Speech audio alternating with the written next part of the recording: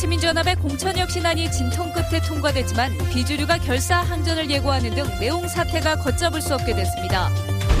외제차를 골프채로 부순 차주에 대해 판매점 측이 고소를 취하했지만 경찰이 차주에 대한 수사에 나서면서 논란이 일고 있습니다. 혁신도시 에너지밸리 구축 사업을 지원할 에너지밸리 센터가 첫 삽을 떴습니다. 교통사고나 추락 등으로 치명적인 상해를 당하는 중증 외상 환자가 1년 중 가을에 가장 많이 발생하고 있는 것으로 집계됐습니다. 여러분 안녕하십니까? 새정치민주연합의 공천혁신안이 중앙위원회를 통과했습니다. 비주류는 표결에 참여하지 않았고 집단으로 퇴장했습니다. 분열과 갈등은 걷잡을 수 없게 됐습니다. 먼저 김인정 기자가 보도합니다. 무기명 투표를 요구하는 비주류의 퇴장 속에 공천혁신안이 투표 없이 박수로 만장일치 통과됐습니다. 혁신안이 부결될 경우 대표직에서 물러나겠다고 공언했던 문 대표는 일단 정치적 부담을 덜게 됐습니다. 탈당을 말하고 분당을 말하는 그런 분열과 갈등을 끝내야 합니다. 갈라진 야권을 통합해야 합니다. 그렇지만 혁신안 통과 과정에서 쌓인 당의 갈등과 내홍은 더 걷잡을 수 없게 됐습니다. 안철수 의원은 중앙위가 문 대표의 진퇴 결정 자리로 변질됐다며 참석하지 않았고 박지원, 김동철, 권은희 의원 등 지역의원 상당수도 무기명 투표가 받아들여지지 않자 집단 퇴장으로 항의 표시를 대신했습니다. 박혜자 의원 등 일부 의원들도 예견된 수순이라며 참석하지 않았습니다. 비주류 측은 나아가 당내 민주주의가 실종됐다며 주류 측의 일방적 패권주의를 용납하지 않겠다며 반발하고 있습니다. 힘으로 밀어붙이는 패권주의와는 정말 결연히 맞서서 싸워야 된다고 생각합니다. 저는 최고의 혁신은 우리 당의 통합이에요. 계파 갈등을 끝내자던 혁신위 활동이 되려 불을 붙인 격인데 문 대표의 재신임 시기와 방식 등을 놓고 또 한 차례 주류와 비주류의 갈등이 예고되는 등 새정치연합의 내홍 사태는 벌집을 쑤셔놓은 듯 걷잡을 수 없게 됐습니다. MBC 뉴스 김인정입니다. 혁신안이 통과됐지만 과정을 보면 새정치연합이 당장 혁신될 것 같지는 않습니다. 오히려 신당, 창당 등 야권 재편에 속도가 붙을 거라는 전망이 나오고 있습니다. 이어서 한신구 기자입니다. 고성과 반발 속에 통과된 공천혁신안. 주류와 비주류의 갈등의 골만 확인한 만큼 당장 비주류 측의 반발 등 당내 갈등은 최고조에 이를 것으로 보입니다. 친노계파 청산과 문재인 대표 사퇴를 촉구하며 탈당 시기를 저울질하고 있는 박주선 의원을 비롯한 신당 창당 세력의 행보도 관심사입니다. 주류 측의 밀어붙이기식 강행 처리를 비판하며 이미 신민당 창당을 선언한 박준영 전 전남지사와 공존화 연대 등 본격적으로 야권 재편을 위한 이합 집산이 시작될 거란 관측이 나옵니다. 그 사람들이 신민당이 됐건 민주당이 됐건 아니면 신민당과 민주당의 통합이 됐건 저는 이분들은 같이 함께할 가능성이 있다고 보고요. 추석 전후 창당 구상을 밝힐 것으로 알려진 천정배 의원의 발걸음도 빨라질 것으로 보입니다. 더욱이 천 의원은 새정치연합으론 혁신도 어렵고 혁신으로 살아남기도 어렵다며 안철수 의원에게 새판 짜기를 제안한 것으로 알려져 향후 행보에 관심이 모아지고 있습니다. 이런 야권 재편의 움직임 속에 내년 총선을 앞둔 지역 의원들의 주판을 튀기기도 본격화될 것으로 관측되고 있습니다. 새정치연합의 결정이 당 재건과 정권 교체를 위한 미랄이 될지, 탈당 행렬과 신당 창당 등 야권 분열의 신호탄이 될지 아직은 그 결과를 가늠하기 힘들어 보입니다. MBC 뉴스 한신구입니다. 광주 시내버스 노조가 오는 21일부터 지정 속도로만 운행하고 승강장 주정차 규정을 준수하는 등 준법 투쟁에 나서겠다고 밝혔습니다. 이 경우에 배차 간격이 길어지고 하루 운행 횟수가 줄어들 수 있습니다. 노조는 이미 파업을 각인한 만큼 광주시와 사측이 협상에 적극적이지 않을 경우 출퇴근 시간 부분 파업으로 수위를 높이겠다고 밝혔습니다. 2억짜리 벤츠를 골프채로 때려 부순 차주를 영업방해로 고소했던 판매점이 이틀 만에 고소를 취하했습니다. 왜 갑자기 입장을 바꾼 걸까요? 그래도 어쨌든 경찰은 처벌하겠다고 합니다. 그 속내도 궁금합니다. 정용욱 기자입니다. 차량 AS에 불만을 품고 리스로 구입한 벤츠를 골프채로 부순 차주가 벤츠 판매점 진출 입로에 차를 세워둡니다. 판매점은 영업에 지장을 받았다며 차주를 업무 방해 혐의로 고소했다가 이틀 만에 돌연 소를 취하했습니다. 하지만 고소 취하와 상관없이 차주는 경찰 조사를 받았습니다. 업무 방해 혐의가 피해자의 처벌 의사를 존중하는 반의사 불벌죄가 아니어서 조사가 이뤄진 겁니다. 차를 갖다 두고 그냥 키를 꼽아가지고 그냥 가버렸잖아요. 통로를 막아버리고. 예, 그것이 이제 업무 방해가 되는 거죠. 경찰은 이 건을 기소 의견으로 검찰에 송치할 예정이라며 다만 고소가 취하된 만큼 처벌 수위는 낮을 것이라고 설명했습니다.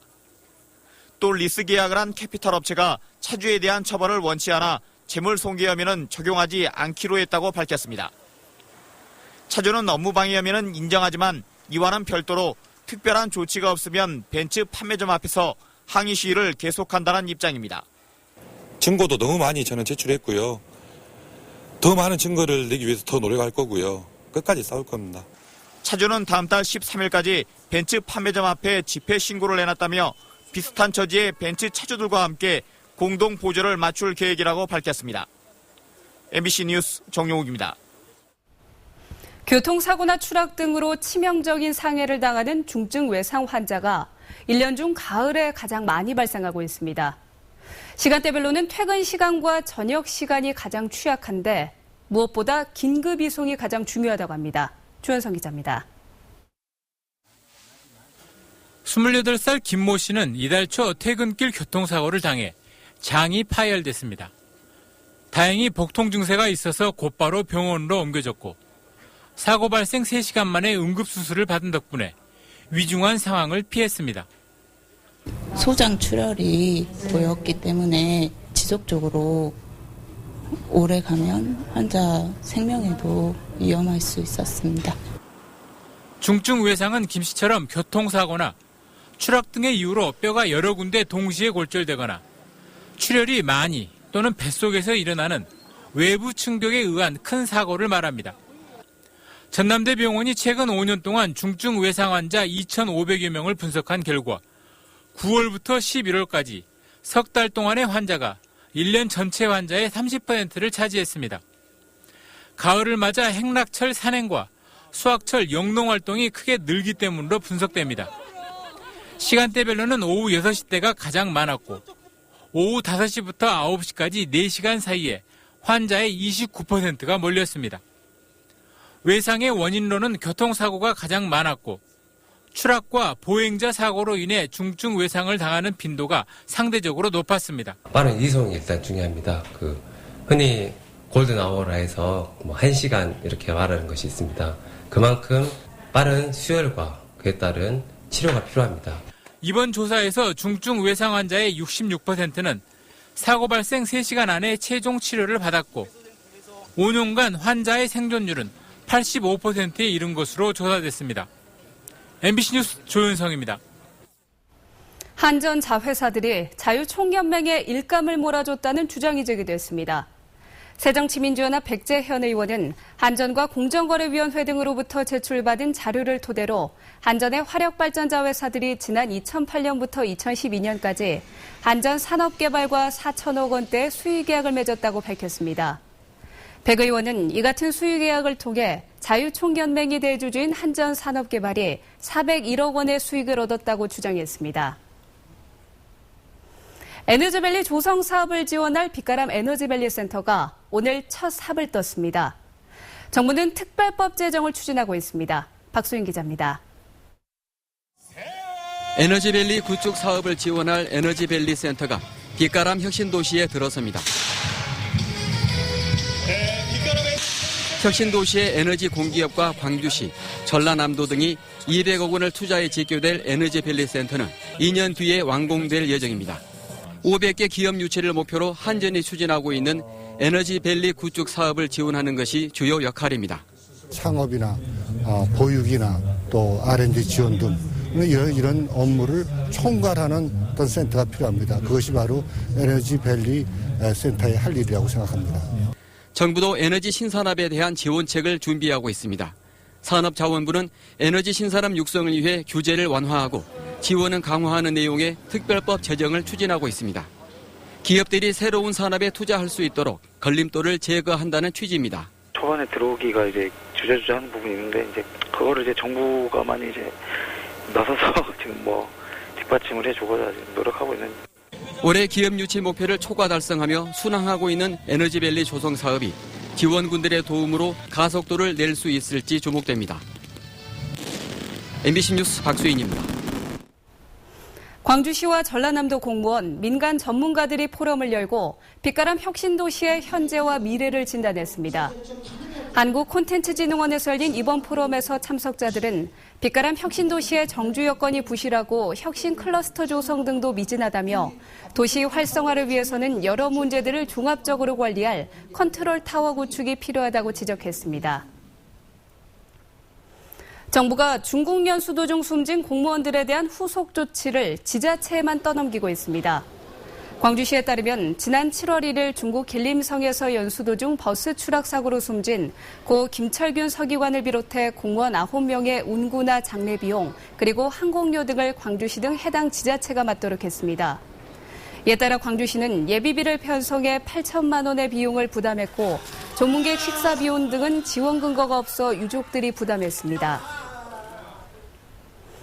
2015 담양 세계 대나무 박람회가 내일부터 한 달 반 동안 담양 중록원 일대에서 펼쳐집니다. 박람회의 주제는 대숲에서 찾은 녹색 미래로 박람회장은 중록원을 중심으로 하는 주제 체험구역과 전남 도립대학 운동장 일대의 주제 전시구역과 체험교육구역으로 이루어집니다.